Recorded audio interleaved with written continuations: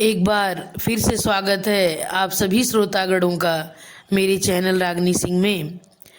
आइए सुनते हैं मालती जोशी जी की कहानी अब कौन गुनन तै रिझाऊं पिया।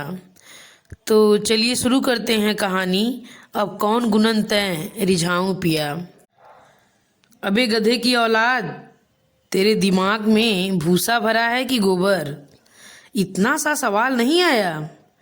क्लास में क्या सोता रहता है? और तू रे ढक्कन के, तेरी आंखें हैं कि बटन? इससे आगे आभा से सुना नहीं गया। उसने गैस बंद की और हाथ में कलछुल लिए ही बाहर आ गई। उसकी चूड़ियों की खनक ने उसके आगमन की सूचना दे ही दी। आलोक ने किताब से नजर हटाए बिना ही कह दिया, आ गई आप? अब तो हो चुकी पढ़ाई। पढ़ाई चलने दीजिए, मैं तो बस यह कहने के लिए आई थी कि गाली जरा सोच समझ कर दिया कीजिए। अपने ही बच्चे को गधे की औलाद कह रहे हैं। एक क्षण को आलोक सक पका गया, पर तुरंत ही संभलते हुए उसने कहा, क्या गलत कहा मैंने? गधा ही तो हूं मैं, विशुद्ध गधा। इसलिए तो अपनी छुट्टी का कचरा करके इन बजरबट्टुओं के साथ सिर खपा रहा हूँ। बच्चे भी तो अपनी छुट्टी सेक्रीफाइस कर रहे हैं। वे भी इतवार को थोड़ा रिलैक्स होना चाहते हैं, दोस्तों से खेलना चाहते हैं, टीवी देखना चाहते हैं। पर मैंने ही उनसे कह रखा है कि बेटा, पापा को संडे के सिवा टाइम नहीं मिलता और यह गणित और साइंस मेरे बस का नहीं है। बेचारे मन मार कर पढ़ने बैठते हैं, पर इतनी डांट डपट होती है कि बेचारे रटा रटाया भूल जाते हैं। उनका आत्मविश्वास ही खत्म होता जा रहा है। इससे तो अच्छा था ट्यूशन ही लगवा लेते। ट्यूशन हम अफोर्ड नहीं कर सकते, जानती हो, इसलिए बार बार कोच कर मुझे एहसास दिलाती रहती हो। आप भी तो अपना फ्रस्ट्रेशन बच्चों पर उतार रहे हैं। पढ़ाई के नाम पर पूरे घर को जैसे यातना शिविर बना दिया है। मैं बच्चों पर अपना फ्रस्ट्रेशन उतार रहा हूँ? ये इतनी बड़ी बात कैसे कह दी तुमने? किस आधार पर कही है? बच्चों को अब इस जुगलबंदी की आदत सी पड़ गई है। वे थोड़ी देर तो सहमे से बैठे रहते हैं और फिर चुपचाप खिसक जाते हैं। मम्मी पापा को पता ही नहीं चलता। वे जानते हैं कि अब इसके बाद पढ़ाई नहीं होगी। वे हफ्ते भर के लिए फुर्सत पा जाते हैं। बकझक कर आभा रसोई में लौट आई, पर खाना बनाने का सारा उत्साह ही खत्म हो गया था। रोज सुबह हबड़ तबड़ में कुछ भी बनाकर चली जाती है। शाम को लौटती है तो सारी ऊर्जा समाप्त हो चुकी होती है और ढेर सारे काम उसकी बाट जोहते रहते हैं। तब सोचती है कि खिचड़ी की हांडी चढ़ाकर सबको परोस दे, पर जैसे तैसे 4 रोटियां तो डालनी ही पड़ती हैं। इसलिए हफ्ते भर की कसर वह संडे को पूरा करनी चाहती है। उस दिन कुछ स्पेशल बनाने का उसका इरादा होता है, इसलिए वह पत्रिकाओं से, टीवी से रेसिपीज उतारती रहती है। लेकिन इतवार के दिन घर का वातावरण कुछ इतना बोझिल हो जाता है कि उसके संडे स्पेशल का कचरा ही हो जाता है। न उसे बनाने का उत्साह रह जाता है, न खाने वालों को खाने का। बस एक रस्म अदायगी सी होकर रह जाती है। आभा को समझ में नहीं आता कि उसकी जिंदगी औरों की तरह स्मूथ और सरल क्यों नहीं है। लोग तो इससे कम में भी गुजारा कर लेते हैं और खुश रहते हैं।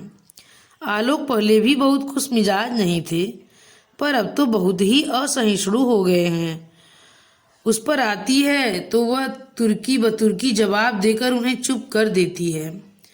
पर बच्चों को तो झेलना ही पड़ता है और ज्यादा झेलना पड़ता है। जब पत्नी पर बस नहीं चलता तो सारा गुस्सा बच्चों पर ही उतरता है। बच्चे तो बेचारे उनसे दूर ही भागते हैं, क्योंकि किस बात पर उनकी शामत आ जाएगी कुछ कहा नहीं जा सकता। घर में बैठे मिल जाएंगे तो डांट पड़ेगी कि दिन भर टीवी से चिपके रहते हैं, खेलने नहीं जाते, खेलने जाएंगे तो घड़ी के कांटे पर नजर रखी जाएगी, एक एक मिनट का हिसाब मांगा जाएगा। खेलते समय कपड़े गंदे हो गए हैं या मोजे फट गए तो डांट पड़ेगी, चोट लग गई तो डबल फटकार मिलेगी। घर पर अक्सर मिलने वाले आते ही रहते हैं। अगर उन्हें दरवाजे पर ही खड़ा करके बच्चे सूचना देने भीतर आ जाएंगे तो बुरी तरह झल्ला जाएंगे। इतनी भी तमीज नहीं है कि मेहमान को पहले भीतर बिठाओ। वे भी सोचते होंगे कि अच्छे शरीफ लोग हैं, बच्चों को सामान्य शिष्टाचार भी नहीं सिखाया। एक बार छोटा इसलिए पिट गया कि उसने आगंतुक को ड्राइंग रूम में बिठा दिया। बेवकूफ वह प्यून था ऑफिस का, वे बाद में गरजे थे। अब यह क्या किसी के चेहरे पर लिखा होता है कि वह कौन है? आने वाले को खुद अपनी औकात समझनी चाहिए। बच्चों ने पापा से तो कोई चीज मांगना कब से छोड़ दिया है, मम्मी से ही फरमाइश करते रहते हैं। आभा को ही कभी कभी लाड़ आ जाता है, पर उस पर भी घर में महाभारत हो जाता है। सारा आनंद ही समाप्त हो जाता है। खिलौने वेस्ट ऑफ मनी हैं, कहानी की किताबें वेस्ट ऑफ टाइम है, टॉफी दांत खराब करती है, पिज्जा बर्गर जंक फूड है, इनसे पेट खराब होता है, आइसक्रीम गला खराब करती है, कोका कोला या थम्स अप एसिड से भी खतरनाक है।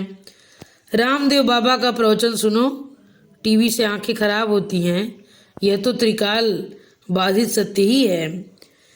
यानी कि बच्चों को जो जो अच्छा लगता है सब निषिद्ध श्रेणी में आता है। कभी कभी परेशान हो उठती है आभा, क्या करे इस आदमी का, बच्चों से भी गया गुजरा हो गया है। कभी कभी लगता है कि किसी मनोचिकित्सक के पास ले जाए, पर कोई बच्चा तो है नहीं कि गोद में उठा कर ले जाएगी। प्रस्ताव सुनते ही ऐसे फट पड़ेंगे कि संभालना मुश्किल हो जाएगा। और फिर एक दिन तपती धूप में ठंडी बयार सी वह खबर आई। वह स्कूल में ही थी कि आलोक का फोन आया, डार्लिंग खुशखबरी है। खुशखबरी तो बाद में, वह तो डार्लिंग सुनकर ही निहाल हो गई। क्या खबर है सुनाइए, उसने पुलकित होकर पूछा। प्रमोशन ऑर्डर मिल गया है। सच? बहुत बहुत बधाई, बहुत दिनों से ड्यू था ना। पर एक गड़बड़ है। क्या? बाहर जाना पड़ेगा। तो मना कर दीजिए ना। नहीं कर सकता, उसी शर्त पर प्रमोशन मिला है। कहाँ भेज रहे हैं? मुरैना डिस्ट्रिक्ट में कहीं इंटीरियर में। वह तो डाकू एरिया है। डाकू कहाँ नहीं है, ये जो मेरा प्रमोशन इतने दिनों से दबा कर बैठ गए थे वे तो डाकुओं के सरदार हैं। वह दंग रह गई। दफ्तर में बैठकर इतनी बड़ी बात कह रहे हैं। उसे डर तो लगा पर खुश भी हुई। समझ गई कि एकदम रिलैक्स हो गए हैं, इसलिए तो उसने मुंह फुलाकर कहा, ये ट्रांसफ़र की खबर थोड़ा रुक कर नहीं बता सकते थे? सारी खुशी आधी रह गई। बात उसने भले ही रूठने वाले अंदाज में कही थी, पर वह सच थी। प्रमोशन की खुशी सचमुच आधी रह गई थी। घर लौटते समय उसके मन में विचारों का बवंडर उठ रहा था। क्या उसे नौकरी छोड़नी पड़ेगी? क्या वहाँ प्राइवेट स्कूल होगा? क्या वे लोग अच्छी सैलरी दे पाएंगे? और 2-3 साल बाद अगर आलोक का फिर ट्रांसफ़र हुआ तो क्या उसे फिर नौकरी तलाशनी होगी? उसका तो खैर ठीक है, पर बच्चों का क्या? क्या उन्हें इतना अच्छा स्कूल मिल सकेगा? वहाँ उनके व्यक्तित्व का ठीक से विकास हो सकेगा? दुनिया भर के प्रश्न थे, पर फिलहाल उसने उन्हें मन पर हावी नहीं होने दिया। घर लौटते हुए वह आइसक्रीम और बुके ले आई थी। बच्चों को उसने समझा दिया कि पापा के आते ही फूलों से उनका स्वागत करें। उसने मनोयोग से आलोक की पसंद का खाना बनाया, बच्चों के कपड़े बदले, खुद भी एक प्योर सिल्क की साड़ी पहन ली, अगरबत्तियां जलाकर घर का वातावरण सुगंधित कर दिया। तीज त्योहार पर जलने वाले पेडस्टल लैम्प को जलाकर ड्राइंग रूम में इंद्रधनुषी छटा बिखेर दी। उसका मन तो पर्दे और सोफे के कवर्स बदलने का भी था, पर उतना समय ही नहीं था। ऐसे अभूतपूर्व स्वागत की तो आलोक ने कल्पना भी नहीं की थी। वे तो एकदम अभिभूत हो गए। बहुत दिनों बाद उन्होंने बच्चों को खुलकर प्यार किया। एक अरसे बाद पत्नी की साज सज्जा को नजर भर देखा। खाना भी सानंद संपन्न हो गया। खाने की मेज पर 2-4 चुटकुलों का आदान प्रदान होने से माहौल खुशगवार बना रहा। मतलब यह कि सब कुछ योजनाबद्ध तरीके से होता चला गया।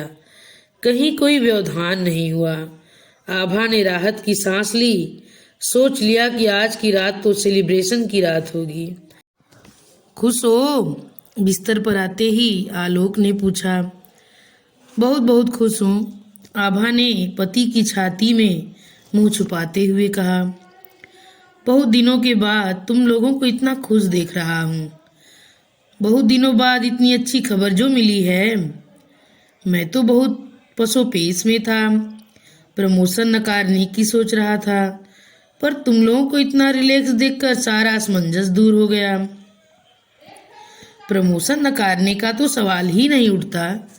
कितनी लंबी प्रतीक्षा करनी पड़ी है, तब यह दिन आया है।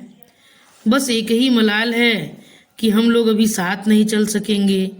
मेरी नौकरी की तो ऐसी कोई टेंशन नहीं है, पर बच्चों को मिस सेशन में डिस्टर्ब करना ठीक नहीं है। आप तब तक वहाँ मकान वगैरह ठीक कीजिए, मैं यहाँ धीरे धीरे पैकिंग करती रहूँगी। बस परीक्षा होते ही हम लोग आ जाएंगे, रिजल्ट के लिए भी नहीं रुकेंगे। तुम लोग क्या वहाँ साथ रहने की सोच रहे हो? नहीं तो क्या हम लोग यहाँ अकेले पड़े रहेंगे? बहुत छोटी जगह है।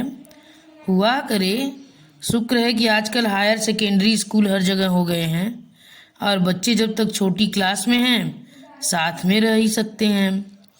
बाद में देखा जाएगा। हो सकता है 3 साल बाद किसी अच्छी जगह ट्रांसफ़र हो जाए। आलोक कुछ देर चुप रहे, फिर धीरे से बोले। तुम लोगों को खुश देखकर मैं कुछ और ही सोच बैठा था। क्या? यही कि तुम लोग शायद इस बात का जश्न मना रहे हो कि यह बला कुछ दिनों के लिए तो टली। कुछ दिन तो अमन चैन से गुजरेंगे। आभा छिटक कर एकदम उठ बैठी। कम से कम आज तो उससे आगे बोला ही नहीं गया। रुलाई से गला रुध गया था। सॉरी यार। क्या सॉरी? वह तुनक कर बोली। आप ऐसा सोच भी कैसे सकते हैं? इतने सालों में मुझे इतना ही जाना है। पता है दिन भर मैं कितनी बेचैन रही हूँ। ट्रांसफ़र की बात सुनकर प्रमोशन की खुशी आधी रह गई थी। सामने समस्याओं का पहाड़ खड़ा हो गया था, पर मैंने सोचा आज का दिन सिर्फ खुशी मनाने का है। समस्याओं के लिए ज़िंदगी पड़ी है। चिंताओं से तो बाद में भी निपटा जा सकता है। इसलिए मैंने अभी बच्चों को भी कुछ नहीं बताया है। जब मैं खुद इतनी डिस्टर्ब हो गई थी तो वे बेचारे छोटे हैं। पापा के बिना घर की तो वे कल्पना ही नहीं कर सकते। आज का दिन मैंने खुशियों के नाम कर दिया था, पर आपने सब पर पानी फेर दिया। आभा फिर सुबकने लगी थी। सारी कह तो दिया यार, अब कितनी बार माफ़ी मांगनी पड़ेगी? कहते हुए आलोक ने बत्ती बुझा दी और उसे अपने पास खींच लिया था। रोमांस जो था वह तो हवा हो चुका था। अब तो सिर्फ फॉर्मेलिटी बाकी थी। धन्यवाद। इसी के साथ यह कहानी समाप्त हुई। अगर मेरी यह कहानी आप लोगों को पसंद आए तो कृपया मेरे चैनल को सब्सक्राइब, लाइक करना मत भूलिएगा।